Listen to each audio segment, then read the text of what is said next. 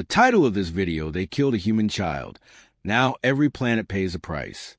When a gentle human child named Aiden is senselessly murdered on a peaceful colony world, the galaxy dismisses it as an unfortunate tragedy. But something ancient and powerful had been watching, and it remembers. Merging with the boy's last memory, the entity unleashes unstoppable cosmic grief, erasing planets one by one. Commander Selan and Dr. Lira Voss, haunted by their past failures, must confront the being Aiden has become and search for a way to reach the humanity still buried within him. A galactic reckoning unfolds, not driven by war but by sorrow and a child's final cry for kindness. Aiden's laughter drifted across the golden fields of Halvora, 9 like wind chimes in summer. The sky shimmered in hues of lavender, punctuated by the slow dance of twin moons overhead. He ran barefoot through the tall, silken grass, trailing behind him a worn, humming toy that pulse-faint blue, an ancient Earth relic, perhaps once a child in a different century. Around him, alien fauna chirped and rustled, curious but never afraid. He was 7, and somehow, even on a planet where humans were considered newcomers, Aiden belonged. Nearby, Dr. Lira Voss watched it with the quiet intensity of a guardian, once a leading xenodiplomat.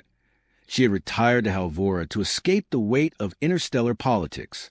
Aiden had been left in her care after his parents were lost in a freighter accident 2 years prior. She had grown to love the boy like her own blood. He had a softness the galaxy had long forgotten. He sang lullabies to creatures no human had ever named and cried when the rain stopped falling. He didn't know how rare he was. From across the settlement's ridge, shadows moved with unnatural precision. 3 Zerathian scouts, clad in obsidian armor and mirrored visors, observed silently. Their breath, if they had any, didn't disturb the foliage. They were not here to speak.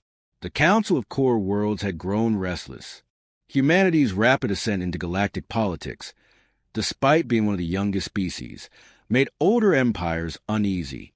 The Zerathians, zealots of purity and order, believed in culling before contamination. The death of a single child would not spark war, they reasoned. It would deliver a message. No matter how peaceful humans pretended to be, they were fragile, replaceable. That night, under a rain of starlight, Aiden asked Lira if the moons ever got lonely. She paused, as she always did when he asked something impossibly simple and terribly profound. "No," she finally said. "They have each other." He smiled, satisfied, and drifted asleep in a cocoon of soft-woven scents, clutching his humming toy. Lira stayed beside him, unaware that the safety grid had already been bypassed. The attack lasted less than 90 seconds. By the time the settlement's defense drones activated, the intruders were gone, and the pod that once housed Aiden's gentle dreams lay cracked open, burned edges, no life signs. Lira screamed as if sound itself would turn back time. The medical drones arrived too late to be useful, too early to excuse. There was no body, only ash and blood. The planetary governor called for a media blackout. Lira, hysterical, was sedated and silenced. A single line was broadcast Earth's networks. Tragic accident during atmospheric malfunction.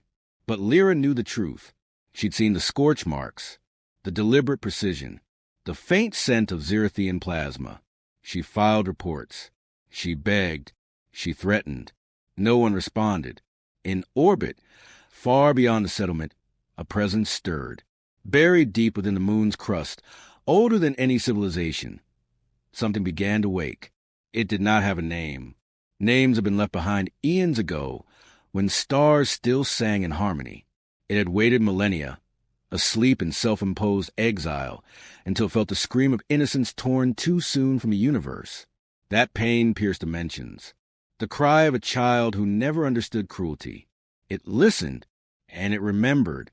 Aiden had wandered near its prison weeks before, placing a small drawing on the cold metallic surface of forbidden cliff. A smiley face, a son, the words, "You can come out now."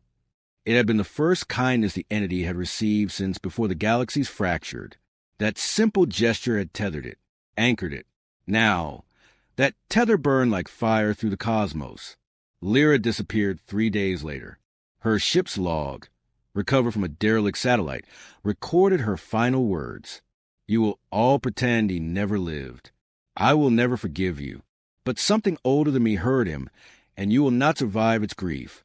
One standard cycle passed. Then, across Sector 8, the planet Burlin, a military stronghold and Zerathian outpost, blinked out of existence. No warning, no debris, no survivors. Only a single message pulsed from its last coordinates, broadcast in every known language. They killed a human child. Now every planet pays the price. And far above the galactic core, an impossible silhouette emerged. Neither god nor machine yet made of both. It moved slowly, deliberately, across the stars, and each breath it took shattered moons. It didn't speak. It didn't negotiate. But every system heard the echo of that child's laughter, woven into static, like the universe remembering what it had lost and what was about to lose. Ask ChatGPT. ChatGPT said. The command center aboard the dreadnought Ardent Sky buzzed with tension, though no one dared speak it aloud. Beneath polished obsidian panels and glowing strategic maps, the mood was not one of authority, but of dread. The destruction of Burlin, a planet with planetary shields, warships, and millions of inhabitants, had left no trail, no orbital debris, no survivors, just silence, and that accursed message looping through every communications network like a funeral dirge. They killed a human child. Now every planet pays the price. Commander Selan rose stood motionless at the viewport, his once sharp posture now bowed under invisible weight. His uniform, crisp and ceremonial, felt like a costume. He'd served in peacekeeping campaigns, defused star system coups, negotiated with hive minds. But nothing in his lifetime, nothing in the archives of the core worlds, explained how a planet could be erased so cleanly, or why it began with a murdered child no one had wanted to talk about. He remembered Halvora 9. He remembered Lira Voss. He remembered the boy. I tried, he said aloud to no one. I tried to warn them. Behind him, Vice Admiral Corellan clicked her claws impatiently against the metal desk. The Ilari species communicated best through posture and silence, but she had learned the art of vocal speech for moments like these. Regret is a luxury. We require action. The entity, whatever it is, has begun a pattern. 2 more colonies have gone dark. Selan turned. Which ones? Cinderal and Lexus V, civilian hubs. No military targets. No provocation. Both had high concentrations of species involved in the Halvora cover-up. Selan closed his eyes briefly. It's not striking at power. It's striking at guilt. Corellan's head tilted. Then what is its logic? If it seeks justice, we should negotiate. Justice isn't its purpose, Selan replied, his voice low. It's grief. A technician's voice cut in. Long-range sensors are picking up gravitational distortions at the edge of the Varelian cluster. Sir, they're consistent with the previous disappearances. The room stilled. A dozen officers, a dozen species, each united by fear. Selan walked slowly to the console. Send the standard diplomacy package. Broadcast it on all known bands. Include the council's condolences and the child's name. Aiden. Corellan's eyes narrowed. You think it still remembers a name? It's all that matters, Selan murmured. The signal was sent. For 17 minutes, nothing answered. Then came the reply. It was not in words. It was a sound, a low harmonic resonance that triggered seismic tremors on ships and planets alike. It was like the universe itself had developed a voice, and it was weeping. Embedded within the tone was a data stream, raw visuals. Aiden's drawing, scanned, magnified. The sun, the smiley face. You can come out now. A child's innocence, weaponized by death. Then came the footage. Security cam logs from Halvora's orphanage, leaked by an unknown source. Aiden singing to a wounded thistle bird, brushing its iridescent feathers with his fingers. He was humming softly, gently. The bird had been dying. It got up clumsily and flew. The entity had seen this. And now, so had the galaxy. Selan felt the tremor ripple through him. This wasn't just retribution. It was grief made sentient, reawakened by a kindness no one had valued in time. He turned toward Corellin, who had gone still. "There's still a mind behind it," he said. "A purpose," she countered. "A mind we don't understand. A god that bleeds memory and fire." Selan's hand hovered over the console.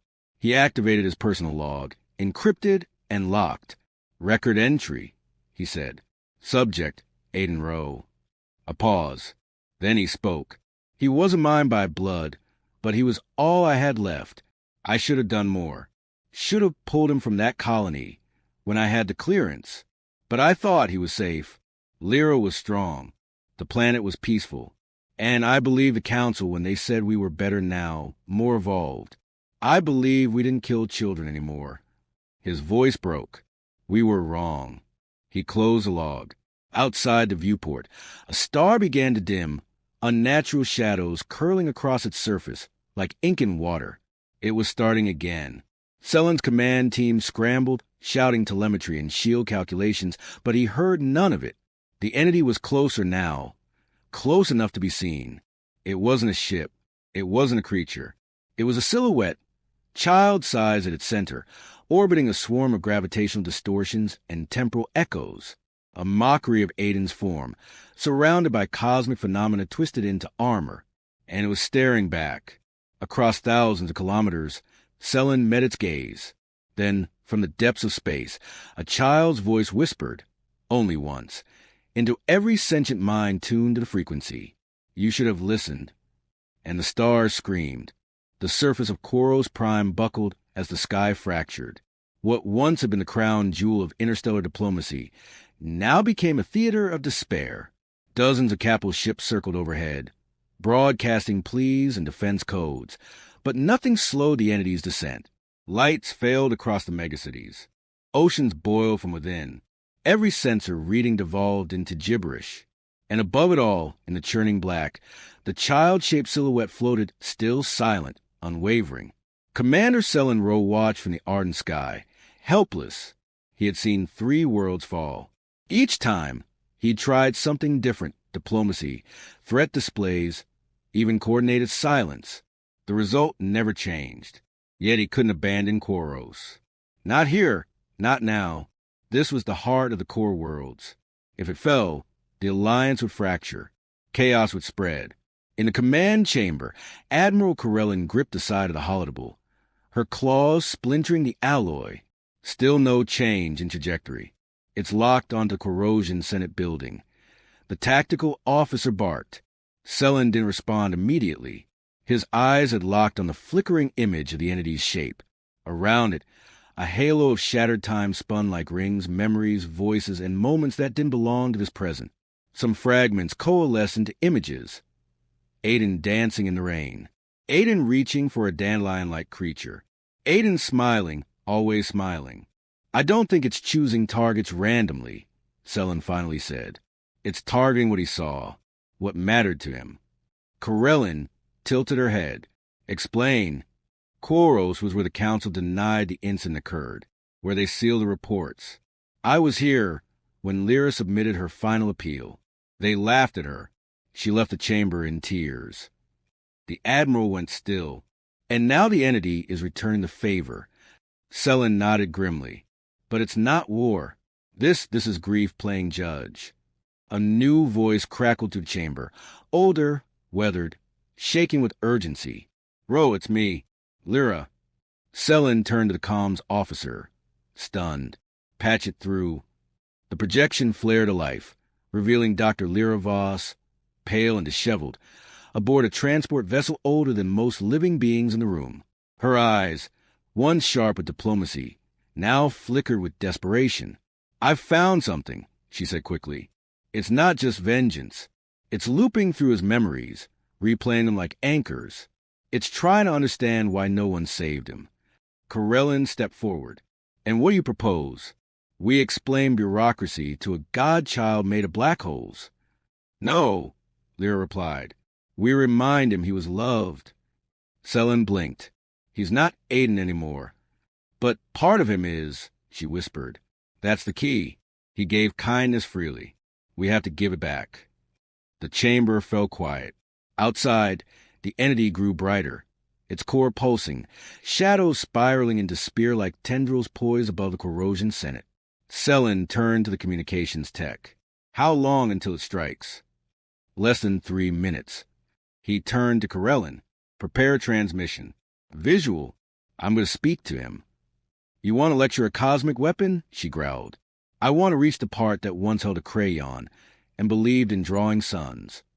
The Admiral hesitated, then gave a stiff nod. A moment later, Selan stood before the holocom. Lights flared. Across every comsat and civilian beacon, his image was transmitted to the thing above Koros, and to every terrified soul watching the end of their world. Aiden, he said softly, I know you remember me. You used to call me Old Shoes because of that scuffed pair I always wore. The entity didn't move. I failed you. We all did. And now you're showing the galaxy what that failure cost. But I need you to remember more than the end. I need you to remember your song, the one you sang to the bird with the broken wing. I still hear it sometimes, late at night. I remember the way it healed. Just like that. Because of you. Selan's voice cracked, but he pushed forward. I can't bring you back. I can't erase what they did. But you're not alone anymore. We see you. We remember you. And if you still remember what it felt like to care, to hope, then maybe you don't have to burn everything. The projection faded. The room held its breath. The entity hovered. The spears dissolved. Time slowed. A shimmering pulse radiated outward from the child's shape, like a heartbeat through space-time. The boiling seas stilled. The clouds uncurled. For a single instant, it seemed to hesitate. Then came the whisper. Aiden. Lyra's voice, trembling, broke through the silence, and the stars went still. The entity hovered motionless above Koros Prime, its form dimmed to a soft silhouette, a child's shadow outlined in fractured starlight. The silence stretched across systems. Sensor arrays that once screamed with warnings now yielded only static.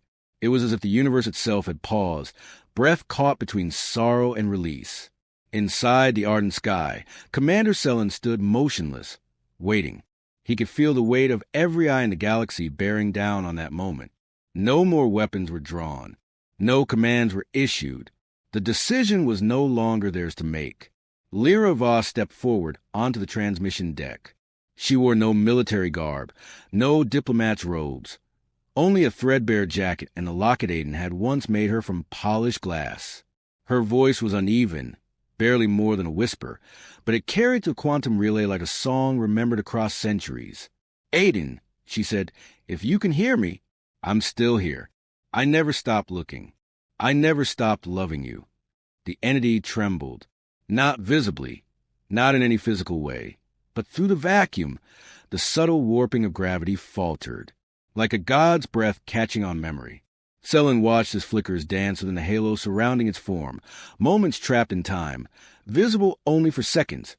Aiden painting on the walls, laughing as he chased the wind, curling beside Lira beneath Halvora's lavender sky. I brought it, she added softly, reaching into her coat. She held up a toy, Aiden's humming sphere, cracked but still faintly glowing. Its rhythm pulsed like a heartbeat too small for war. The entity's form pulsed an answer. From the bridge, a technician gasped. It's disengaging. Gravimetric distortion is collapsing. Selan didn't move. He couldn't. Something deeper was unfolding. Not surrender. Not retreat. Choice. A ripple extended from the entity's core, sweeping across Koros and beyond. It wasn't destructive. It was cold and quiet, like snow falling on graves. Lights flickered, but held. Cities remained intact. The Senate building, once its target, stood untouched, though now illuminated by a pale aurora that shimmered like the edge of a dream. Corellin stepped beside Selan. Is it ending? No, he said. It's remembering. Another vision bloomed in the entity's orbit. A ghostly image of small field, a crayon sun, a smiley face drawn in chalk. The cliff where Aiden once stood, where he left his drawing for the sleeping god, and the word scrawled beside it. You can come out now. The figure at the center, Aiden's likeness, turned slowly toward Lyra's transmission, eyes of quiet starfire meeting hers. No voice followed, no blast of vengeance, Only a single motion, his hand, small and pale, raised in a simple wave. Then it faded. One blink. Gone. The system-wide alerts fell silent. Across the galaxy, observers reported no trace of the entity, no sensor readings, no dimensional echoes. It had vanished, utterly and without a trace. But it left behind something strange. A network of static beacons, shimmering points in orbit around selected worlds. Each one encoded with a child's last song, a pattern of warmth and innocence. Not a warning, a memory. In the days that followed, planetary governments scrambled to understand what had happened. The Council of Core Worlds disbanded amid public outrage. The cover-up unraveled. Leaders stepped down. New voices rose, softer, younger, angrier, and more honest. No more silence. No more lies. A statue was erected on Halvora 9, where the colony once stood. It depicted a boy with arms raised to the sky, a bird perched on one shoulder. Beneath it, a plaque read, "They killed a human child.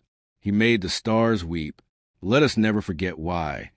Selan visited it once, years later, when the wars had ended and the stars burned a little quieter. He found Lira already there, sitting beneath the statue in the lavender grass, the humming toy resting silently in her lap. "He forgave us," Selan said, kneeling beside her. "No," she replied gently. "He remembered who he was. That was enough." High above them, something shimmered for a heartbeat, a flicker in the sky like a child's laugh carried on solar wind. Then it was gone, but not forgotten. You said,